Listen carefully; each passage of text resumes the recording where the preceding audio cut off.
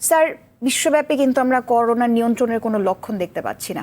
আমরা যদি ইউরোপের দিকে তাকাই, ইতালি, ফ্রান্স, স্পেন, আবার এদিকে যুক্তরাজ্য সহ ইউরোপের অধিকাংশ দেশে কিন্তু মৃত্যুর মিছিল প্রত্যেকটা মুহূর্তে আমরা দীর্ঘায়িত হতে দেখছি। চীনের অনেক প্রভিন্সে আমরা দ্বিতীয় দফা অর্থাৎ রিকারেন্সের আক্রান্তের সংখ্যা বাড়তে দেখেছি। বৈশ্বিক প্রেক্ষাপটে করোনা আসলে কোন দিকে যাচ্ছে, কি মনে করছেন? আপনাকে ধন্যবাদ অসংখ্য।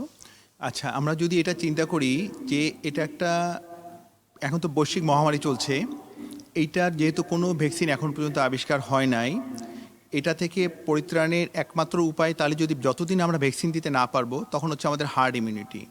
হার্ড ইমিউনিটিটা কী জিনিস?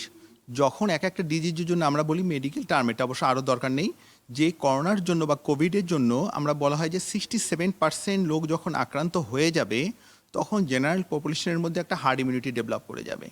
তখন অন্যান্য লোকগুলো আর সাধারণত আক্রান্ত হবে না, বা হলেও খুব কম পরিমাণে হবে।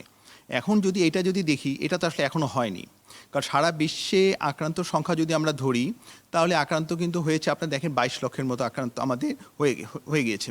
তাহলে এইটা যদি আমাদের হয়, এটাকে আমাদের এটা আরও বাড়তে হবে। তার মানে ততদিন পর্যন্ত কি হবে আর কি হবে একমাত্র আমাদের আল্লাহ সুবহানাহু ওয়া তাআলা উনিই জানেন যে এটা কী হতে যাচ্ছে আসলে। কিন্তু আমরা যতদিন পর্যন্ত না যাই, এর জন্য আমাদের জন্য একমাত্র উপায় হচ্ছে যেটা আমাদের আইসোলেশন এবং সোশ্যাল ডিস্টেন্সিং, এটা আমাদের মেনটেন করেই আমাদের চলতে হবে আসলে। ধন্যবাদ ম্যাম। আপনার কাছেই যদি আসি, অধ্যাপক ডক্টর জান্নাতুল ফেরদৌস, করোনার বিস্তার ঠেকাতে বারবার বলা হচ্ছে ঘরে থাকতে, কিন্তু মানুষকে আসলে ঘরে রাখা যাচ্ছে না। বিভিন্ন অজুহাতে ঘর থেকে তারা বেরিয়ে পড়ছেন। আমরা আজও আমাদের সংবাদে দেখিয়েছি যে ঢাকা টাঙ্গাইল মহাসড়কে এরকম অনেক ট্রাক ধরা পড়েছে যেখানে ত্রিপলিতে করে মানুষ ঢেকে আসবাবপত্রের মধ্যে মানুষ লুকিয়ে ঢাকা থেকে, গাজীপুর থেকে, এরকম বিপজ্জনক এলাকা থেকে এক জায়গা থেকে আরেক জায়গায় যাচ্ছে। ঘরে থাকতে কি কি করণীয় বলে আপনি মনে করেন? আপনার কি নির্দেশনা রয়েছে এ বিষয়ে? এই প্রশ্নটাকে আমাকে করেছেন ম্যাম? জি, ধন্যবাদ।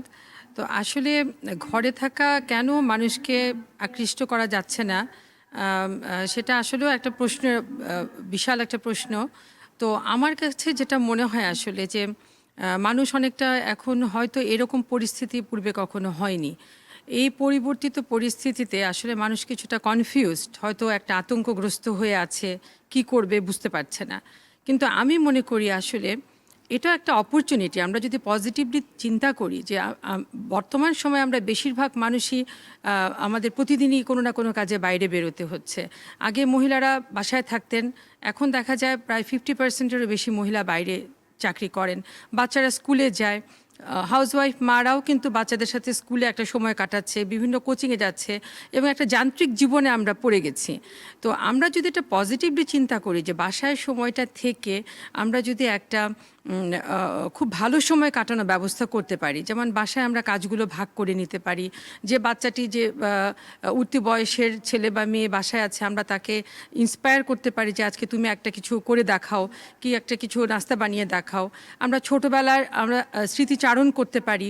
আমাদের মূল্যবোধগুলো আজকাল হারিয়ে যাচ্ছে। আমাদের বাসায় বেশিরভাগ বাসায় দাদা দাদি নানা নানি আছে, ওনারা ওনাদের ছোটোবেলার গল্প বাচ্চাদের করতে পারেন, ওনাদের স্ট্রাগল করার গল্পগুলো করতে পারেন।